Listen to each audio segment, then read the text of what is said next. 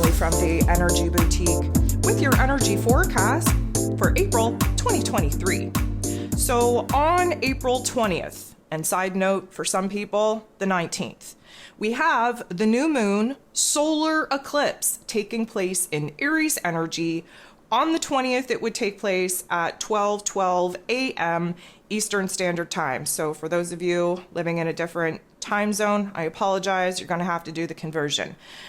This particular event is taking place at 29 degrees, 50 minutes of Aries energy, which is a critical crisis karmic degree, which just screams of the amount of change and transformation that we're all about to go through.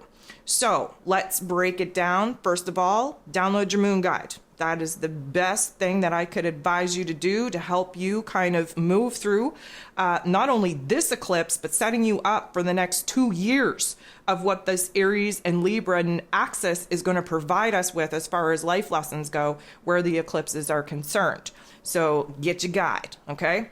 So let's break it down. First of all, let's just remove the fact that it is a solar eclipse for 2 seconds. If this was a standard new moon in Aries, we could go back a month back when we had the new moon take place in Aries, literally within the first 24 hours that we jumped into Aries season, that we initiated the brand new solar calendar, that we popped off with the equinox energy. That was a new moon. It was a standard new moon. It was in Aries energy at a 0 degree, very karmic in nature.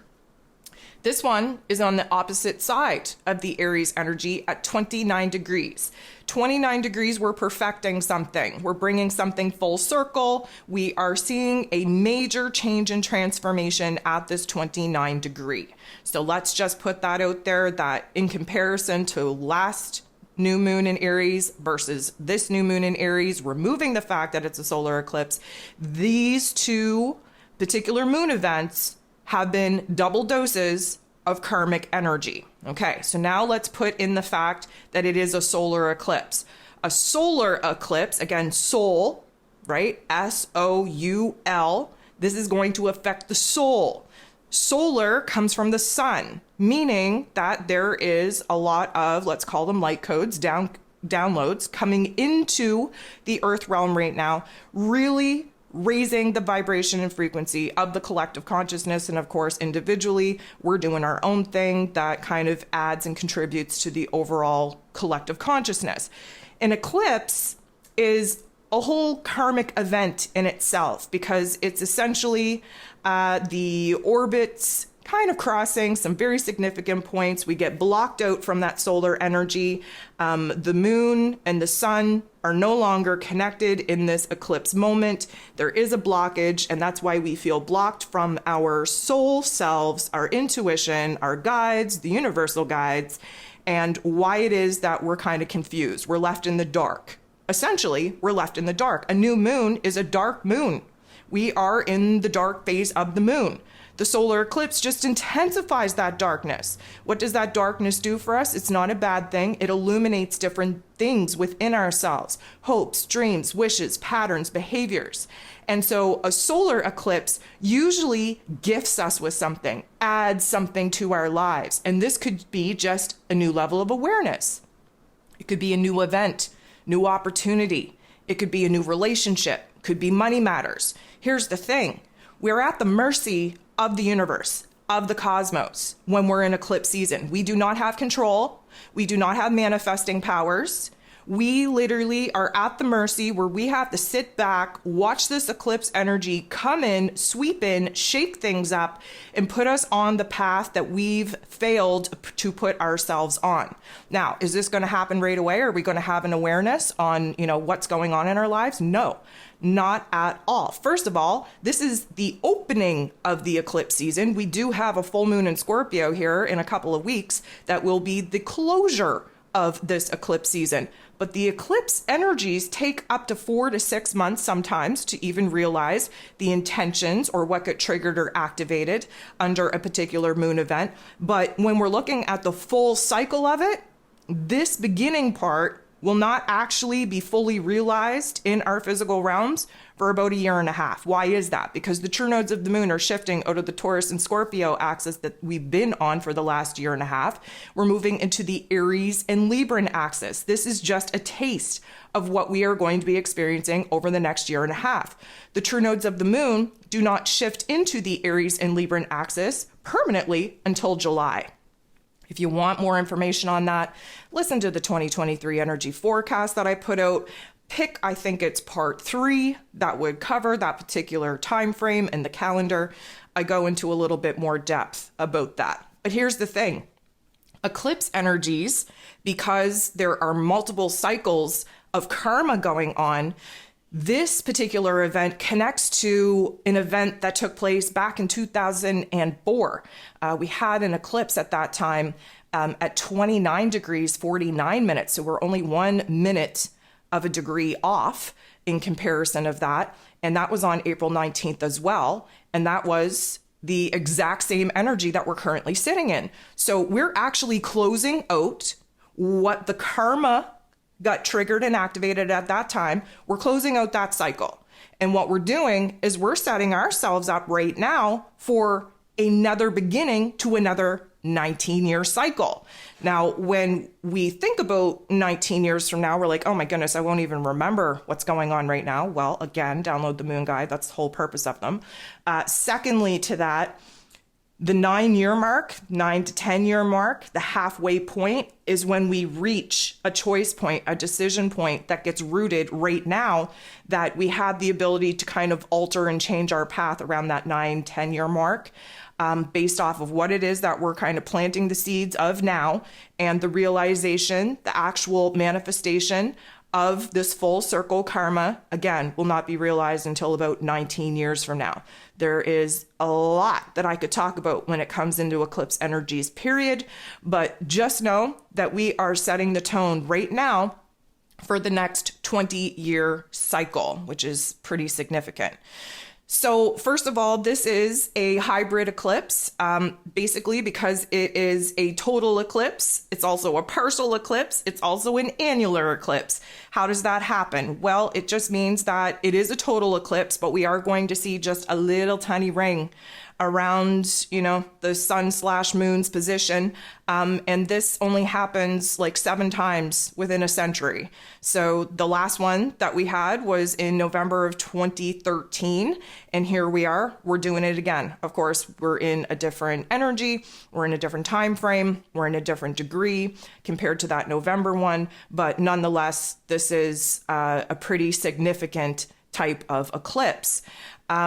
So let's talk about it. First of all, when we're talking about eclipses, we're talking about the North Node, right? That currently right now is in Taurus energy. And the South Node that is in Scorpio energy. For the last year and a half, we've been riding this axis of death, rebirth, give and take, destruction, creation, right? Scorpio energy is what we have to kind of let go of, surrender to, put a death to, an ending, a closure to, in order to have a space to create something new in its place. That's very much the Taurus energy. We always look to the North Node to see the path that we are looking to walk. This is the path that we need to get on. What is stopping us is our old familiarity, traditions, if you will, that we have learned in past lives in the Scorpio energy. The reason why we're having it in, I'm going to say, Aries energy, even though we are still very much on the Taurus and Scorpio axis, is because the North Node in Taurus is at the wee degrees. Like we're at like 4 or 5 degrees. So this is within orb. That's what makes it a total eclipse, to the 29th degree that the Aries energy is actually being illuminated in.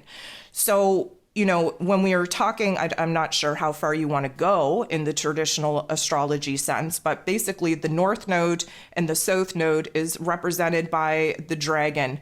We have the head, the North Node, we have the tail, the South Node. So this is Ragu and Ketu, depending on whether or not you're into this astrology from a traditional sense. But basically, we are being activated, karmically speaking, in order for us to up our consciousness. And it's kind of an interesting situation here because this particular moon event is blocking out our intuition, blocking out our awareness. and having us focus very much on the ego avatar. There are multiple different ways we could go about this, seeing as Mars is the ruler over this Aries energy, the masculine energy, and sitting across from it is Venus ruling over the Libran energy, the feminine divine energy. So of course, we all have masculine and feminine within ourselves. We're looking to balance that out. We also have masculine and feminine energies kind of dictating our energy exchange in our personal relationships. So that's going to be mapped out as well. But karmically speaking, we're in a snow globe right now. The universe is picking us up, shaking us up. That's why many people fear eclipse season, because of course, people don't like change. Even though they're sitting around praying for change, they don't necessarily like when change happens. So we are going to be shook up, and we're not even going to see how the deck of cards, the 52 pickup, how the cards are going to fall until very, very much after the ending of this eclipse season, which again, kind of, we're kicking it off with the Aries energy. We're closing it down with the Scorpio energy.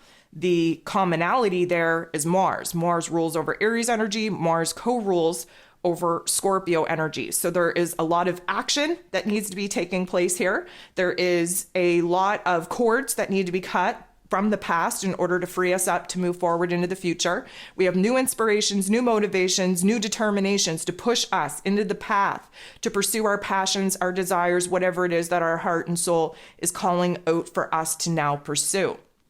It's a whole vibe.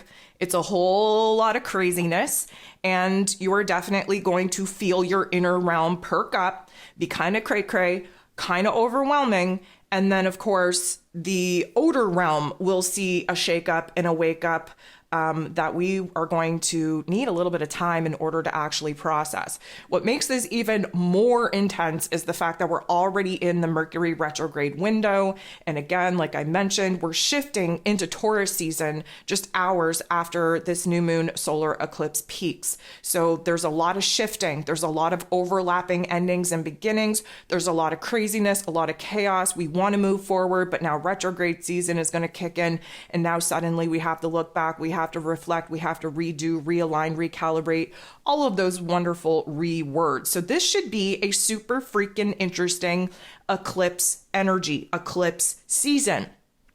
Now, if you download your moon guide, you're going to see the positive aspects. You're going to see the quote unquote negative aspects. Again, reminder, negative aspects, they're not bad. They just create conflict and tension within us and within our circumstances in order for us to examine what needs to change, what needs to transform, like ASAP. Okay. So you're going to go through that moon guide. You're going to dive into the shadow realm. You're going to understand, the eclipse karma a little bit better. And then when we start going through all the different aspects taking place under this amazing karmic event, you're going to understand why you're being triggered and activated the way that you are. Boundaries are being tested for a reason right now.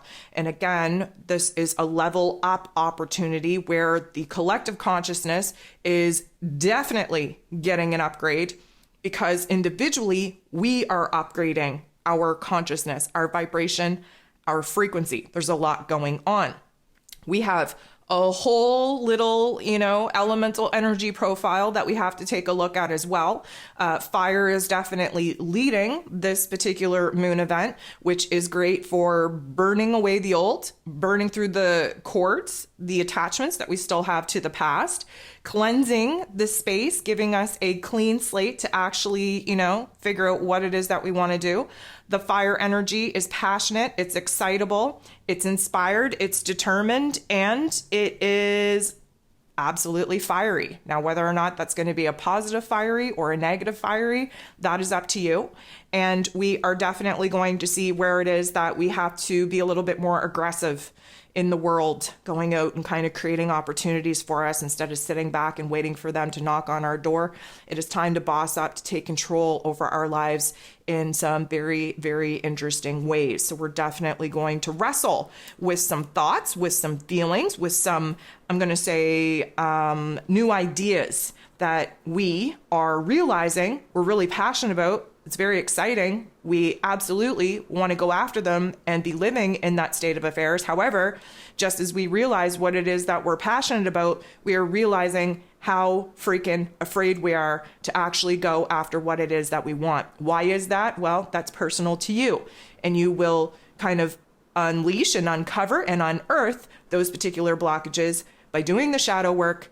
And again, download your moon guide. That's what it's there for. Let's get this party started. So that being said, we are moving into a very interesting time. I would highly, highly recommend that you do all the things. Download your forecast, the zodiac forecast, so that you know where it's happening in your chart. Of course, that's a generalized situation, a generalized forecast for your rising sign. You can definitely check out some of the videos that I have posted. Jump over to Patreon so that you can figure out how to analyze your own chart. This is very important because this is definitely giving us a little bit of a glimpse on what it is that we're going to be experiencing over the next year and a half with all of these moon events. And karmically speaking, like I said, we're closing the door on something that kind of popped off in 2004, and we are planting the seeds and kind of initiating this brand new cycle that, of course, is going to carry us into not only the next year and a half of this Aries and Libran storyline, but the next 19 years in cycle before we actually see the full fruition of what is coming to life in the here and now.